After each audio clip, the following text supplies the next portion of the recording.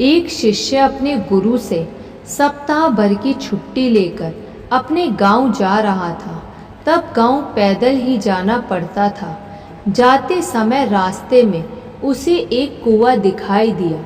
शिष्य प्यासा था, इसलिए उसने कुएं से पानी निकाला और अपना गला तर किया। शिष्य को अद्भुत तृप्ति मिली, क्योंकि कुएं का जल बेहद मीठा और ठंडा था। शिष्य ने सोचा, क्यों न यहाँ का जल गुरु जी के लिए भी ले चलूं।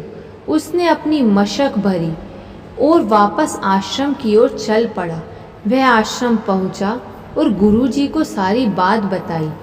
गुरु जी ने शिष्य से मशक लेकर जल पिया और संतुष्टि महसूस की। उन्होंने शिष्य से कहा, वाकई जल तो गंगा जल के समान है। शिष्य को खुशी हुई। गुरु जी से इस तरह की प्रशंसा सुनकर शिष्य आज्ञा लेकर अपने गांव चला गया। कुछ ही देर में आश्रम में रहने वाला एक दूसरा शिष्य गुरु जी के पास पहुंचा और उसने भी वह जल पीने की इच्छा जताई। गुरु जी ने मशक शिष्य को दी। शिष्य ने जैसे ही घूंट भरा, उसने पानी बाहर कुल्ला कर दिया। शिष्य बोला, गुरुजी, इस पानी में तो कड़वापन है और ना ही यह जल शीतल है।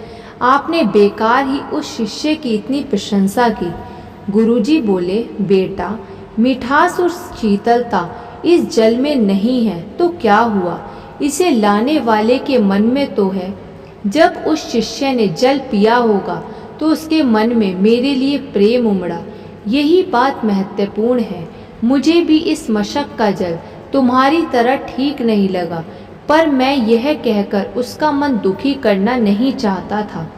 हो सकता है जब जल मशक में भरा गया तब वह शीतल हो और मशक के साफ ना होने पर यहाँ तक आते आते यह जल वैसा नहीं रहा।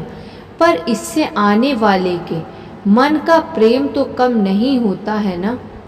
कहानी से सीख, दूसरों के मन को दुखी करने वाली बातों को टाला जा सकता है और हर बुराई में अच्छाई खोजी जा सकती है।